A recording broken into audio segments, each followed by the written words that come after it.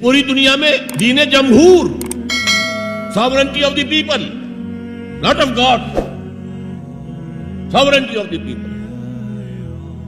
ہمارے نمائندے ہیں، ہم ووٹ دیں گے انہیں، وہ جائیں گے اسمبلی میں، جو چاہیں گے قانون بنائیں گے.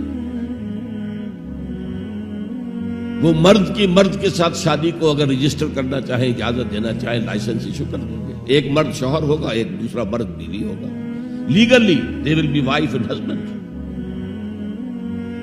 لیسبینز ہیں، عورتیں ہیں، آپس میں شادی کرنا چاہتی ہیں تو عورتیں ٹھیک ہے، لو بھائی کر دو، جاؤ. ہومو سیکشولیٹی جائز ہے بالکل، بلکہ اب تو اسے کہا جا رہا ہے کہ یہ نارمل انکلینیشن مانی جانی چاہیے. ہومو سیکشولیٹی، ہم جنس پرستی، اسے کوئی برا نام دینا ہی نہیں چاہیے. It's a normal attitude. یہ ہے اس سوشل انجینئرنگ پروگرام کا معاملہ کہ جو ابھی چند سال پہلے جو یونائٹڈ نیشنز آرگنائزیشن کی جنرل اسمبلی نے جو سوشل انجینئرنگ پروگرام بنایا ہے نوع انسانی کے لیے، اس میں تو کیا مقصد تھا حضور کا کہ آپ کو دی گئی کتاب نمبر 1 الہدا اور نمبر 2 دین حق،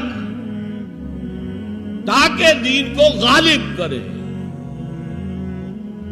ایک پیارا سا خیال آیا ذہن میں، دیکھیے یہ آپ کا عام محاورہ ہے، ایک میان میں 2 تلواریں نہیں سما سکتی،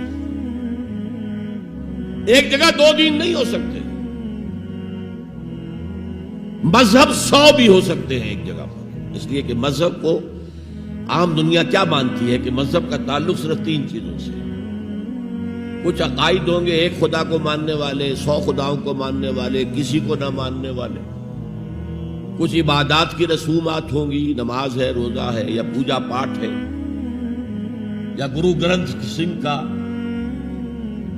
وہ اکھنڈ پاٹ، یعنی پورا اس کی تلاوت مکمل، کوئی وقفہ ڈالے بغیر، جو چاہو کرو. سوشل کسٹمز ہوتے ہیں، بچہ پیدا ہوگا تو کیا کریں گے؟ عقیقہ کریں گے، بپتسمہ دیں گے. عیسائی بپتسمہ دیتے ہیں، بیپٹائز کرتے ہیں، ہم عقیقہ کرتے ہیں. پیدا ہوتے ہی دائیں کان میں اذان، بائیں میں اقامت کہتے ہیں. کوئی مر جائے گا تو کیا کریں گے؟ ڈیڈ باڈی کا جلائیں گے یا دفنائیں گے، یا پارسیوں کی طرح کہیں اونچی جگہ پر رکھ دیں گے کہ کیلیں اور کوے آئیں اور کھا جائیں. کم سے کم ان کی غذا کا تو کام چلے نا. زمین میں دبا دیں گے تو مٹی ہوگا، مٹی میں مل جائے گا، کسی کے کام ہی نہیں آئے. 12 ان 3 چیزوں کے مجموعے کا نام ہے مذہب. جبکہ دین کے اندر 3 چیزیں مزید شامل ہو جاتی ہیں: سماجی نظام، معاشی نظام، سیاسی نظام. یہ 3 جمع 3 بن کر دین بنتا ہے. تو دین تو 2 نہیں ہو سکتے. جمہوریت اور آمریت تو ساتھ ساتھ نہیں ہو سکتے. کیپٹلزم اور کمیونزم تو ساتھ ساتھ نہیں ہو سکتے. ڈیموکریسی اور ملوکیت تو ساتھ ساتھ نہیں ہو سکتے. اس اعتبار سے ایک مغلوب ہوگا، ایک غالب ہوگا. مغلوب مذہب بن جائے گا اور غالب دین ہوگا. آج دین جمہور غالب ہے. اور جو اقبال کا شعر ہے بڑا پیارا: بندگی میں گھٹ کے رہ جاتی ہے ایک جوئے کباب، اور آزادی میں بہرے بے قراں ہے زندگی. اگر دین آزاد ہے، غالب ہے، چھایا ہوا ہے، تو وہ ہے اصل دین، ورنہ وہ سکڑ کر مذہب بن جائے گا. ہم 60 سال پہلے دین انگریز پر تھے. حاکم کون تھا؟ کوئی بادشاہ کو ملکہ بیٹھا ہوا یا بیٹھی ہوئی ہے انگلستان میں. وائس رائے یہاں ایک ہوتا تھا اس کا، لیکن وہ حاکم نہیں تھا، ساورن نہیں تھا. ساورنٹی ان کی تھی، اصل حکومت ان کی تھی. ہز میجسٹیز گورنمنٹ یا ہر میجسٹیز گورنمنٹ، ان کی تھی حکومت. تو اس اعتبار سے دین کو غالب کرنا یہ بہت جان جوکھوں کا کام تھا. یہ نوٹ کر لیجیے آپ. دیکھیے تمام نبی اور رسول مبلغ بن کر آئے، داعی بن کر آئے، بشیر بن کر آئے، نذیر بن کر آئے، بشارت دینے والے کہ اللہ کے راستے پر آؤ گے فراح و ریحان و جنت نعیم. اور اگر انذار کرنے والے نذیر بن کر آئے. اگر غلط راستے پر جاؤ گے تو جہنم ہے. حضور بھی یا ایھا النبی انا ارسلناک شاہدا ومبشرا ونذیرا وداعیا الی اللہ باذنہ وسراجا منیرا. یہ جو 5 حیثیتیں ہیں یہ مشترک ہیں حضور میں اور تمام انبیاء میں. اگرچہ ہر حیثیت میں حضور کی اپنی شان ہے جس میں کوئی دوسرا نبی ان کے قریب نہیں آ سکے گا، لیکن نوٹ کیجئے یہ آیت جو میں اس وقت آپ کے سامنے رکھ رہا ہوں، جس کے لیے نصرت مطلوب تھی، آؤ میرا ہاتھ بٹاؤ، میں کہہ رہا تھا کہ یہ کام انذار، تبشیر، واعظ، نصیحت، تعلیم، تبلیغ، تربیت، تزکیہ، یہ سب رسولوں نے کیا اور حضور نے بھی کیا. لیکن یہ معاملہ صرف محمد کے لیے ہے صلی اللہ علیہ وسلم، اور 3 دفعہ آیا ہے. کسی اور نبی اور رسول کے لیے 1 دفعہ بھی نہیں آیا کہ ان کا فرض منصبی ہے دین کو غالب کرنا. صرف تبلیغ نہیں، غالب کرو. یہ تھا وہ مشن جس میں آپ کو نصرت درکار تھی.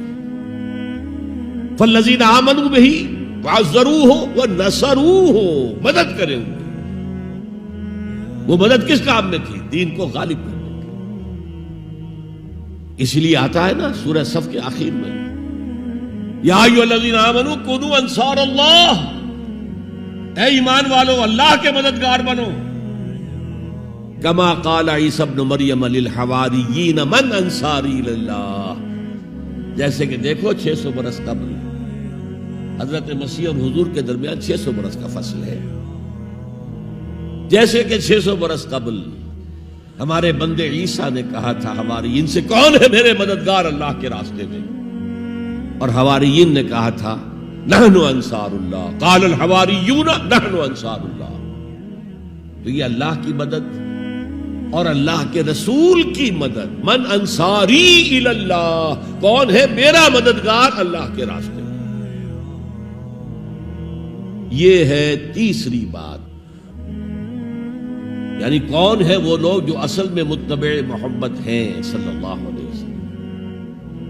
الذین یتبعون الرسول النبی الامی، ان کی شان کیا ہوگی؟ فالذین آمنوا بہ وعزروہ ونصروہ. اور چوتھی بات واتبعوا النور الذی انزل معہ، اور جو پیروی کریں گے، وہی اتباع کا لفظ چلا آ رہا ہے. اتباع اتباع اتباع، وہ اتباع کریں گے اس نور کا جو ان کے ساتھ نازل کیا جائے گا، یعنی یہ قرآن حکیم. فَأُولَٰئِكَ هُمُ الْمُفْلِحُونَ، تو وہ ہوں گے مددگار، وہ ہوں گے کامیاب ہونے والے، مفلحون میں سے ہوں گے. اللہم ربنا اجعلنا منہم، اللہ تعالی ہمیں ان میں شامل کرے. اب تھوڑا سا خاکہ میں آپ کے سامنے رکھنا چاہتا ہوں. حضور نے یہ کام کیسے کیا جو کسی اور نبی سے نہیں ہو سکا؟ صرف ایک نبی سے، ایک رسول سے ہوا. نظام قائم کرنا، حکومت اللہ کی قائم کر دینا. جیسے کہ شاید آپ کو معلوم ہو کہ انجیل میں جو دعا ہے لارڈس پریئر کہلاتی ہے. جیسے ہمارے ہاں سورہ فاتحہ ہے، ایسا ہی مقام ہے لارڈس پریئر کا عیسائیوں کا. اس میں کیا الفاظ ہیں؟ Thy kingdom come, Thy will be done on earth as it is in heaven. اے اللہ، اے رب، تیری حکومت آئے، حکومت الہیہ قائم ہو جائے، تیری حکومت آئے. اسی کو حضرت مسیح کہتے رہے کنگڈم آف ہیون آن ارتھ، آسمانی بادشاہت زمین پر قائم ہو جائے. Thy kingdom come, Thy will be done on earth as it is in heavens. تیری مرضی جیسے آسمانوں میں پوری ہو رہی ہے، سارے سیارے، سارے ستارے، ساری گیلیکسیز، پوری کائنات جس طرح تیرے حکم کے پابند ہے، اے رب ایسے ہی تیری مرضی زمین پر بھی پوری. یہ کام جو ہے بڑا جان جوکھوں کا کام ہے. تبلیغ میں، تعلیم میں محنت ہوتی ہے، مشقت ہوتی ہے، وقت لگتا ہے، اس میں کوئی شک نہیں. لیکن محض تبلیغ، محض تعلیم، محض تربیت، محض تزکیہ